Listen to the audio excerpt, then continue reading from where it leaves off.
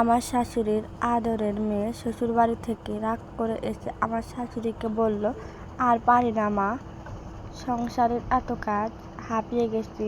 আমার শাশুড়ি মেয়ের মাথায় হাত বুলিয়ে দিতে দিতে বলল, ওরা তোকে দিয়ে কাজ করিয়ে নেয়, তুই চুপচাপ সহ্য করিস কেন? আদরের মেয়ে বলল, প্রতিবেলায় রান্না করতে হয় আমার, এই গরমে 3 বেলা রান্না করতে কার ভালো লাগে? ঠিকই তো, এই গরমে রান্না করতে হবে না তোর, এখানেই থাক কয়েকদিন, তোর জামাই নিতে আসলে আচ্ছা মতো শাসিয়ে দিব। আমার ননদ মিথিলার স্বামী, শ্বশুর শাশুড়ি নিয়ে ছোট্ট সংসার, কাজ বলতে শুধু রান্না করাটাই, তাও শাশুড়ি বেশিরভাগ সাহায্য করে। মিথিলার খসখসে মেজাজের জন্য তার শাশুড়ি কিছু বলতেও পারে না। সংসারে অশান্তি হবে বলে ছেলেকেও এসব বলে না। মেয়ের মাথায় হাত বুলিয়ে দিতে দিতে শাশুড়ি আমাকে বলল, বৌমা এদিকে শুনে যাও তো। আমি রান্নাঘরে ছিলাম, শাশুড়ির ডাকে রান্নাঘর থেকে এসে বললাম, কি হয়েছে মা, কিছু লাগবে? মিথিলার মাথায় একটু হাত বুলিয়ে দাও তো, সংসারে মেয়েটা বড্ড খাটে, কয়দিন এখানে একটু আরাম করুক। মিথিলা বলল, ভাবি গা তো ঘেমে জবজব করছে, লাগবে না মাথা টিপে দিতে? ভাবি তুমি আমার জন্য শরবত করে আনো তো, গলা শুকিয়ে যাচ্ছে। আমি মিথিলাকে বললাম, তুমি একটুখানি দাঁড়াও, আমি আনতেছি। রান্নাঘরে গিয়ে বরফ ঠান্ডা পানিতে লেবু চিপে শরবত বানিয়ে মিথিলার হাতে তুলে দিলাম। মিথিলা শরবতের গ্লাসে এক চুমুক দিয়ে টেবিলের উপর ঠাস করে নামিয়ে রাখলো। মুখটা বেঁকিয়ে বলল, মিষ্টি কম হয়েছে ভাবি, একটু দেখে শুনে বানাতে পারো না? শাশুড়ির সঙ্গে সঙ্গে সায় দিয়ে বললেন, কথাটা শুনে মনের ভিতর এক মোচড় দিল। আমি এই প্রচণ্ড গরমে সকাল থেকে রান্নাঘরে ঘাম ঝরাচ্ছি, আর যে মেয়েটা এসি ঘরে বসে আরাম করছে সে নাকি ক্লান্ত। বিকালেও ঘরের কাজ, ঝুল ঝাড়া আর জামা কাপড় ধোয়া সব দখল আমার উপর দিয়েই গেল। শরীর যেন আর চলছিল না, কোমরেই ব্যথায় চোখের পানে আসার জোগায়। ভেবেছিলাম রাতে আর নতুন কিছু রান্না না করে দুপুরের তরকারি গরম করে আর ডিম ভেজে চালিয়ে দেব। রাতে খেতে বসে শাশুড়ি দেখলো দুপুরের তরকারি। অমনি আমার শাশুড়ি রেগে বলল, বৌমা দুপুরের তরকারি কেন, রাতের জন্য রান্না করনি? আমি বললাম, মা আজকে ঘর পরিষ্কার করতে গিয়ে খুব ক্লান্ত লাগছিল, আর রান্না করিনি, দুপুরের তা গরম করেছি, ডিম ভেজেছি। শাশুড়ি তখন আমাকে তার মেয়ের সামনেই বলল, আজকালকার মেয়েরা একটুকেই হাঁপিয়ে যায়, মোমের পুতুল এক একজন। মিথিলা মাছ ভাজা পছন্দ করে, ফ্রিজে বড় মাছ রাখা আছে, ভালো করে ধুয়ে ভেজে দাও তো। আমি গেলাম মাছ ভাজতে, আর শাশুড়ি মা মেয়ের মাথায় হাত বুলিয়ে দিয়ে বলতে লাগলো, আরাম করে থাক মা কয়েকদিন, যা লাগবে তোর ভাবিকে বলবি, কোনো কাজ করতে হবে না তোর। আমার একমাত্র মেয়েটাকে কাজ করিয়ে খাটিয়ে নিয়ে নিয়ে শেষ করে দিয়েছে। কড়াইয়ের গরম তেলে মাছ সারতেই স্যাঁত করে একটা শব্দ হলো, ঠিক আমার বুকের ভিতরে পুড়তে থাকা অনুভূতিটার মতো। নিজের মেয়ে শ্বশুরবাড়িতে 2টো ডাল ভাত রান্না করলে সেটা হয়ে যায় খাটিয়ে মারা অত্যাচার, আর পরের বাড়ি মেয়ে বউ হয়ে আসলে সারাদিন দাসীবান্দির মতো খাটলেও সে হয়ে যায় অলস, মোমের পুতুল। মাছ ভেজে টেবিলে আনতে মিথিলা তার স্বামীকে ফোন করে চড়া গলায় বলতে লাগলো, আমি যাবই না, তোমার মা আমাকে দিয়ে সারাদিন রান্না করাবে আর আমি সইব?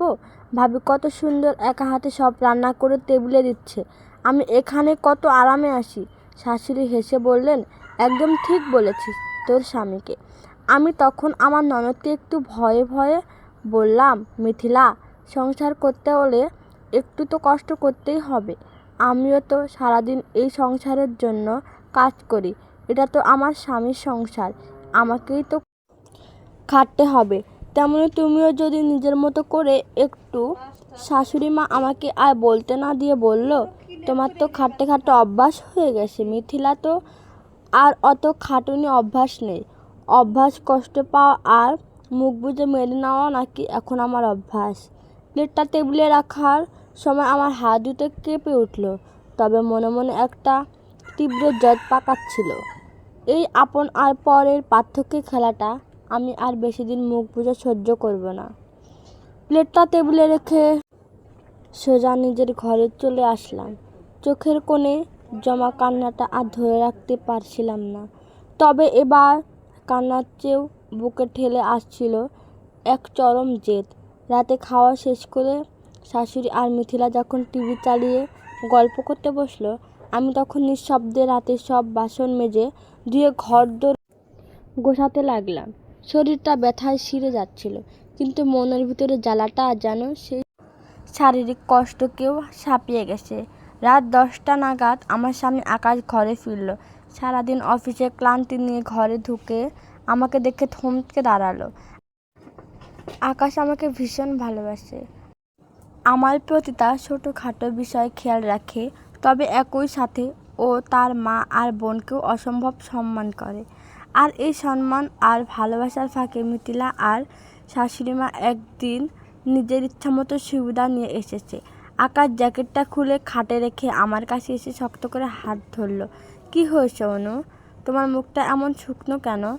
আর চোখ দুটো লাল কেন বলো তো? আমি কোনো ড্রামা না করে খুব শান্ত গলায় বললাম, তোমার সাথে একটু কথা আছে, শুনবে? হ্যাঁ বলো, কি হয়েছে? আকাশ উদ্বেগের সাথে জিজ্ঞেস করলো। আমি আকাশকে নিয়ে খাটে বসিয়ে ধীর কণ্ঠে বলতে শুরু করলাম, মিথিলা এসেছে জানো তো? ও শ্বশুরবাড়িতে একটু ঝামেলা করে চলে এসেছে। আকাশ অবাক হয়ে বলল, ঝামেলা মানে? কি ঝামেলা? ঝামেলা তেমন কিছু না, ওর শাশুড়ি নাকি ওকে দিয়ে রান্না করায়, তাই ও রাগ করে চলে এসেছে। আর মা ওকে প্রশ্রয় দিয়ে মিথিলার স্বামীকে ফোন করে চড়া গলায় কথা বলতে উৎসাহিত করেছে। আমি আকাশের চোখে চোখ রেখে বললাম, আকাশ তুমি তোমার বোনকে ভালোবাসো, আমিও বাসি, কিন্তু ভেবে দেখেছো মা যেভাবে ওকে প্রতিদিন বোঝাচ্ছে যে শ্বশুর বাড়িতে সামান্য রান্না করাটা অত্যাচার, এতে কি মিথিলার সংসারটা টিকবে? মিথিলার স্বামী বা ওই শ্বশুরবাড়ির লোক কয়দিন এই অপমান সহ্য করবে? মা কিন্তু ভালো করতে গিয়ে নিজের অজান্তেই মেয়ের জীবন ধ্বংসের মুখে ঠেলে দিচ্ছে। আকাশ গম্ভীর হয়ে গেল। ও মিথিলাকে চেনে, ওর খসখসে মেজাজ সম্পর্কেও জানে। আকাশ বলল, মা এমন করেছে, কিন্তু মিথিলা তো নিজের সংসারটা বুঝবে। কিভাবে বুঝবে বলো?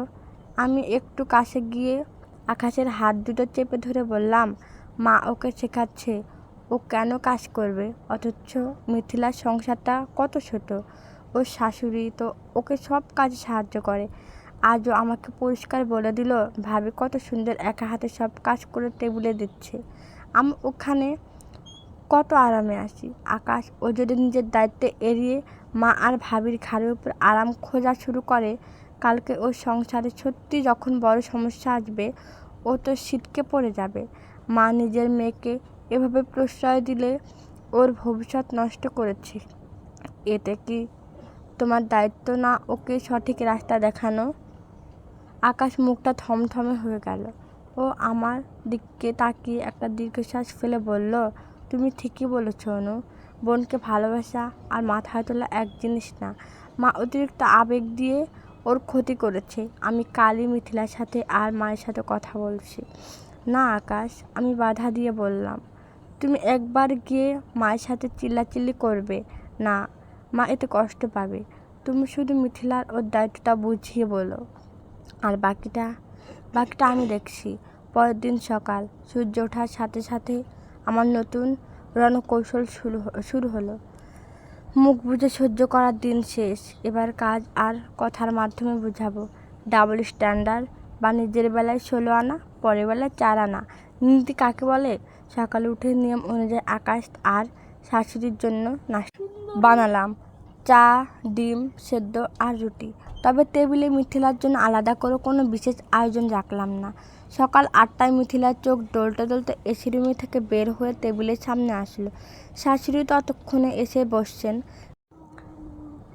মিথিলা টেবিলে বসে মুখ কুঁচকে বললেন, ভাবি আমার জন্য লুডুস কিছু বানাওনি? আমি সকালে এত ভারী রুটি সবজি খাই নাকি?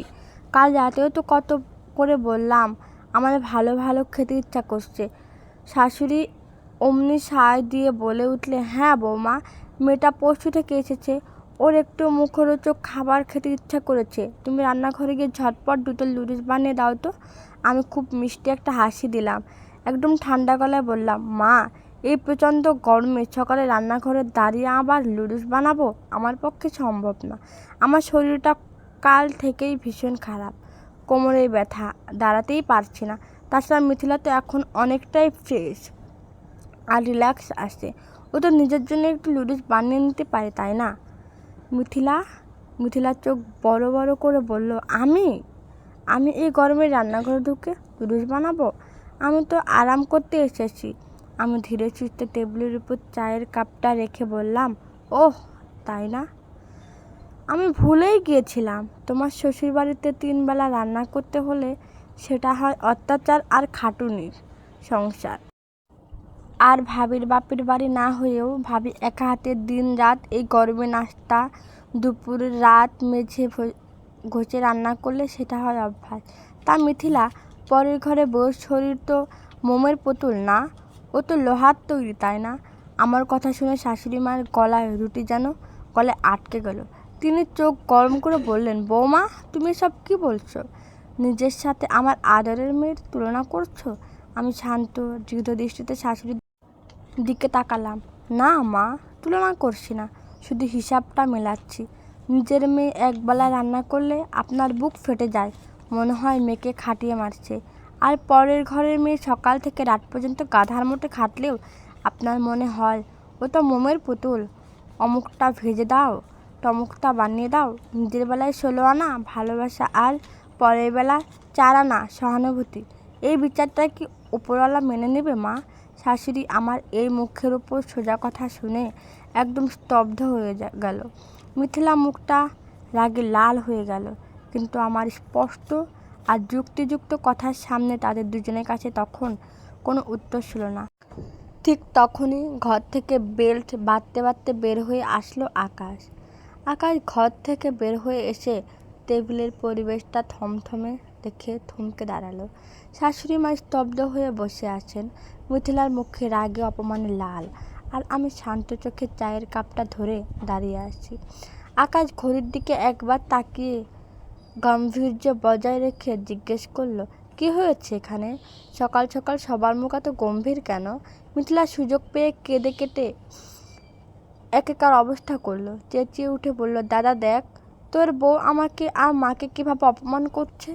আমি একটু লুডুস খেতে চেয়েছিলাম, আর ভাবি আমাকে শোনায় আমি নাকি শ্বশুর বাড়িতে কাজ না করে এখানে আরাম করতে এসেছি।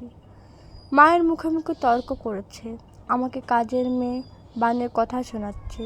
শাশুড়ি মাও চোখের কোণে মুছে নাটকীয় সুরে বললেন, দেখেছিস আকাশ, পরের ঘরের মেয়েকে এতদিন মাথায় তুলে রেখেছিস, আজ আমার নিজের মেয়ের সামনে আমাকে আর আমার মেয়েকে এভাবে অপদস্থ করলো।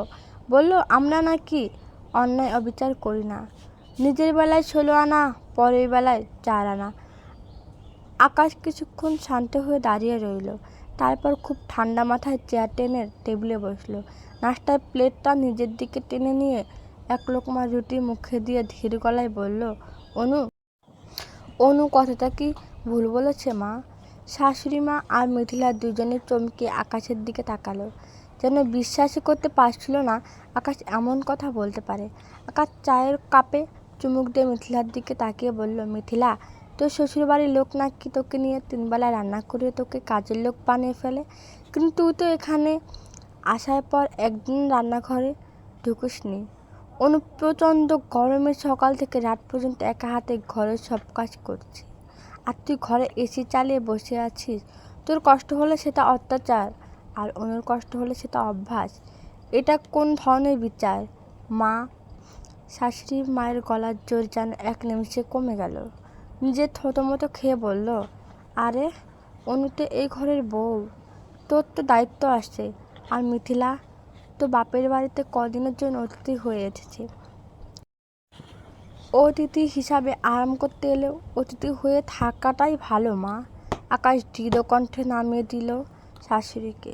কিন্তু মিথিলা তো অতিথি হিসাবে আসেনি, ও নিজের সংসার ফেলে রাগ করে ভেগে এসেছে, আর তুমি ওকে ভুল বুঝেও শাশুড়ি স্বামীর বিরুদ্ধে খেপিয়ে তুলছ। আজ অনু না বললে হয়তো আমিও খেয়াল করতাম না যে তুমি ভালোবাসার নামে মিথিলার কত ক্ষতি করছো। আকাশ মিথিলার দিকে ফিরে কঠোর গলায় বলল, মিথিলা, তুই তোর ভাবিকে লুডুস বানিয়ে দিতে বলছিলি না? শুনে রাখ, ও তোর কাজের লোক না। তোর লুডুস খেতে ইচ্ছা করলে তুই নিজেই রান্নাঘরে গিয়ে বানিয়ে খা। আর যদি এই গরমে রান্নাঘরে ঢুকে নিজের খাবারটুকু বানানোর মতো ক্ষমতা না থাকে, তবে শ্বশুরবাড়িতে তোর শাশুড়ি যে তোকে রান্নায় সাহায্য করে সেটা কদর করতে শেখ। মিথিলার চোখ থেকে এবার সত্যি সত্যি জল গড়িয়ে পড়ল। তবে সেটা নাটকের কান্না নয়, সত্যের মুখোমুখি দাঁড়িয়ে একদম নিরুপায় হয়ে যাওয়ার কান্না। ও কোনোদিন কল্পনাও করেনি তার দাদা এভাবে অনুর পাশে এসে দাঁড়াবে আর তাকে সত্য কথাটা মুখের উপর বলে দেবে। আকাশ নাস্তা শেষ করে উঠে দাঁড়ালো। তারপর আমার দিকে তাকিয়ে খুব আলতো করে বলল, অনু, তোমার শরীর খারাপ থাকলে আজ আর কোনো কাজ করো না। দুপুরে বাইরে থেকে খাবার নিয়ে আসবো, তুমি ঘরে গিয়ে রেস্ট নাও। আমি হালকা হেসে মাথা নাড়ালাম। আকাশ অফিসের জন্য বের হয়ে যেতেই ডাইনিং টেবিলে এক অদ্ভুত নীরবতা নেমে এলো। আমি শাশুড়ি মায়ের দিকে তাকিয়ে নরম গলায় বললাম, মা, আমি আপনাকে বা মিথিলাকে ছোট করার জন্য আপনার ছেলের কাছে এগুলো বলিনি। আমি শুধু চেয়েছিলাম আপনি যেমন নিজের মেয়েকে ভালোবাসেন তেমনই বুঝতে চেষ্টা করুন। অন্য ঘরের মেয়েটাও কারো না কারোর সন্তান। আমি এই সংসারের দায়িত্ব পালনে কখনো অবহেলা করিনি, কিন্তু তাই বলে আমাকে মোমের পুতুল বানিয়ে গাধার খাটুনি খাটানো ন্যায্য নয়। মিথিলাকে নিজের পায়ে দাঁড়াতে শেখান মা, ও সংসার ভাঙার রসদ জোগাবেন না। শাশুড়ি মা মাথা নিচু করে বসে রইলেন, মুখ ফুটে আর একটা শব্দই বলেননি, কারণ তিনি মনে মনে ভালো করে বুঝে গেছেন অনুর পিঠ দেওয়ালে থেকে গেছে এবং আকাশ পূর্ণ সমর্থন অনুর পাশে আসে। মিথিলা চুপচাপ উঠে রান্নাঘরের দিকে হেঁটে গেল। অহংকার আর জেদের আড়ালে থাকা মেয়েটি হয়তো আজ প্রথম বুঝতে পারল অন্যের ঘামে নিজের আরাম খোঁজা কোনো বাহাদুরি নয়, আর সংসারে টিকে থাকতে হলে নিজের দায়িত্ব নিজেকেই নিতে হয়। আমি নিজের ঘরে এসে জানালার পাশে দাঁড়ালাম। নিজের অধিকার আর সম্মানের জন্য মুখ ফোটায় যে শান্তি, তা আজ প্রথম অনুভব করলাম।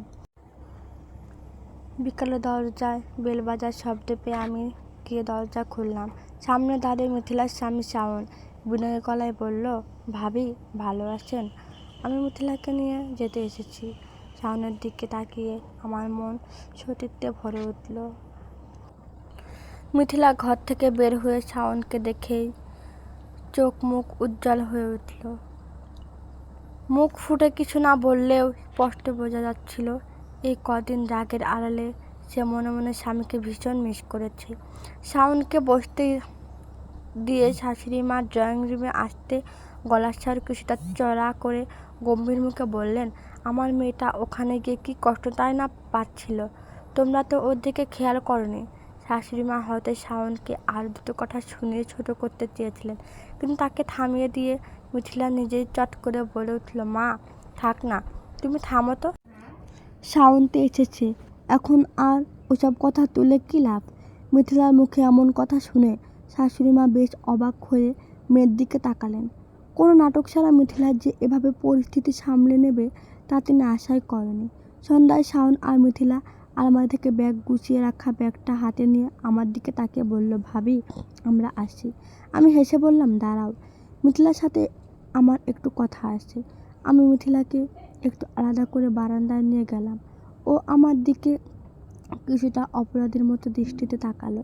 আমি ওর হাত দুটি নিজের হাতে মুঠো নিয়ে খুব নরম গলায় বললাম, মিথিলা, একটা কথা বলি, মনে করো না কিছু।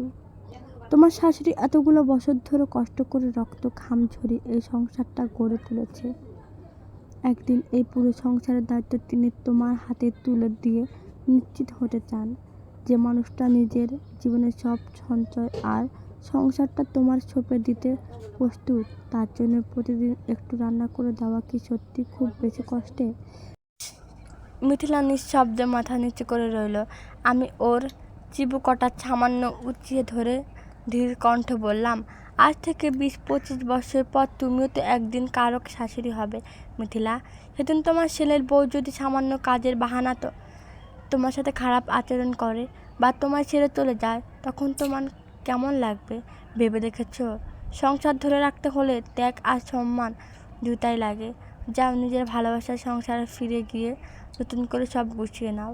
আমার কথাগুলো মিথিলার বুকে একদম গহীনে গিয়ে বিঁধল। ওর চোখে কোনো জল জমে উঠল। ও আর কোনো কথা না বলেই আমাকে শক্ত করে জড়িয়ে ধরল। এই জড়িয়ে ধরাই বলে দিচ্ছে মেয়েটি তার ভুল বুঝতে পেরেছে।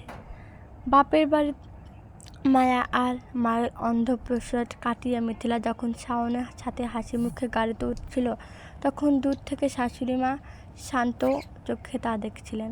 কয়েকদিন পরের কথা, সকাল থেকে প্রচণ্ড গরম। আমি রান্নাঘরে দাঁড়িয়ে দুপুরের রান্নায় প্রিপারেশন নিচ্ছি। শাক কাটছিলাম, হঠাৎ টের পেলাম পাশে এসে কেউ একজন বটি আর সবজি ঝুড়িটা টেনে নিচ্ছেন। তাকে দেখি শাশুড়ি মা। তখন চুপচাপ আলু আর পটল ছাড়াতে শুরু করলেন। আমি খানিকটা ইতস্ত করে বললাম, মা আপনি কেন কষ্ট করছেন? আমি করে ফেলছি তো। শাশুড়ি মা আমার দিকে তাকাতে পারছিলেন না, নিচু গলায় বলল, না বৌমা, এত বড় সংসারে একা হাতে রান্নাঘরে ঘাম ঝরানো সহজ কথা নয়। এতদিন ধরে ভুলটা আমারই ছিল। নিজের মেয়েকে আগলাতে গিয়ে পরের ঘরে একটা মেয়েকে কতটাই কষ্ট দিয়েছি তা তুমি আর আকাশ চোখ খুলে না দিলে হয়তো কোনোদিনে বুঝতেই পারতাম না। তিনি আমার মাথায় আলতো করে হাত বুলিয়ে দিয়ে বললেন, তুমি ঠিকই বলেছিলে বৌমা, নিজের বেলায় 16 আনা আর পরের বেলায় 4 আনা। ভালোবাসা কোনো বিচার হতে পারে না।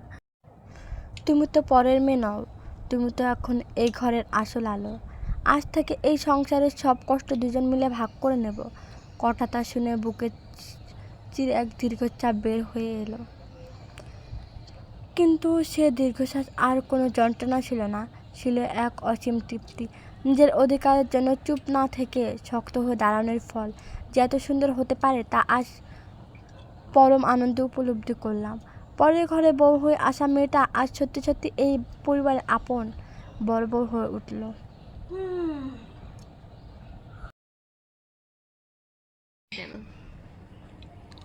আরও নতুন নতুন গল্প পেতে আমাদের চ্যানেলটি সাবস্ক্রাইব করে রাখবেন এবং গল্পটা যদি ভালো লাগে থাকে তাহলে লাইক কমেন্ট করে পাশেই থাকবেন। ধন্যবাদ। আল্লাহ হাফেজ।